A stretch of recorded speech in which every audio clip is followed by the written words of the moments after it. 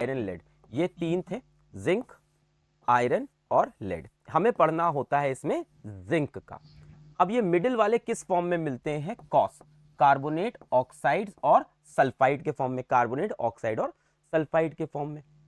तो पहली चीज ये मिलेंगे कैसे आपको? कॉस के फॉर्म में, है ना, या तो कार्बोनेट या तो ऑक्साइड या तो सल्फाइड, कार्बोनेट, ऑक्साइड या सल्फाइड, ठीक है, ऑक्साइड या सल्फाइड। अब ध्यान से सुनो, अगर ऑक्साइड मिल रहे हैं तो ठीक है, कार्बोनेट और सल्फाइड के फॉर्म में है तो इसको ऑक्साइड में कन्वर्ट करते हैं पहले स्टेप पे। अगर सल्फाइड है तो हम क्या कोशिश करेंगे, इससे क्या बना ले? ऑक्साइड बना ले। और अगर कार्बोनेट के फॉर्म में है तो भी हम क्या कोशिश करेंगे? ऑक्साइड। सर इसका मतलब क्या? मतलब हम जिंक का एक्सट्रैक्शन पढ़ रहे हैं, मान लो मेरे पास जिंक कार्बोनेट है तो हम पहले कोशिश करेंगे वो जिंक ऑक्साइड बन जाए। मेरे पास जिंक सल्फाइड है तो हम कोशिश करेंगे जिंक ऑक्साइड बन जाए, ठीक है। अब यहां से दो इंपॉर्टेंट टर्म आते हैं जो आपने सुन रखा होगा।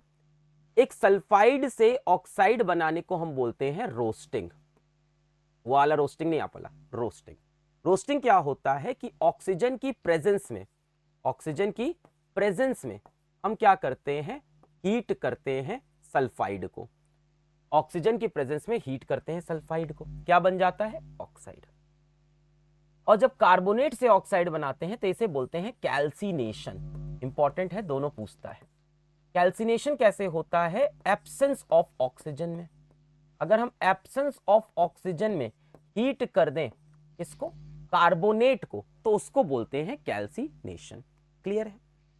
एक बार ऑक्साइड बन गए, एक बार ऑक्साइड बन गई, यानी जिंक ऑक्साइड, मेटल ऑक्साइड।